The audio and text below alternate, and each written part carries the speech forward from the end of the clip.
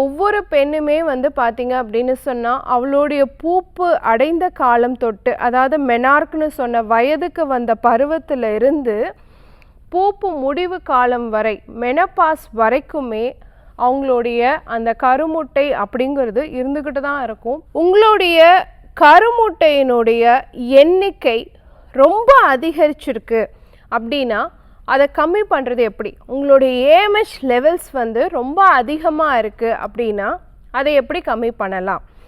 ஒரு 1/4 இன்ச் அளவு, 1/4 இன்ச்லேருந்து 1/2 இன்ச் அளவு வந்து இஞ்சியை எடுத்து தோல் மட்டும் சீவிட்டு லைட்டாக தட்டி போட்டுட்டு, கூட சன்னலவங்க பட்டை ஒரு 1/2 இன்ச் அளவு உடைச்சி அதோடு சேர்த்துட்டு, கூட புதினா இலைகள் ஒரு கைப்பிடி அளவு அதில் சேர்த்து தண்ணி போட்டு நல்லா கொதிக்க வச்சு, மஞ்சள் தூள் 2 சிட்டிகையும் மிளகுத்தூள் 2 சிட்டிகையும் சேர்த்து காலையில் வெறும் வயிற்றுலையோ அல்லது உணவு சாப்பிட்ட பிறகோ ஒரு தேநீர் மாதிரி நீங்கள் எடுத்துக்கலாம், ஒரு டீ மாதிரி நீங்கள் எடுத்துக்கலாம். இது வந்து உங்களுடைய ஹை ஏஎம்ஹெச் அப்படின்னு சொல்லக்கூடிய ஏஎம்ஹெச் உடைய அளவு ரொம்ப 9, 10, 12, 16 அந்த மாதிரி இருக்கக்கூடியவங்களுக்கு குறையிறதுக்கு இந்த டீ ரொம்ப சப்போர்ட்டிவாக இருக்கும்.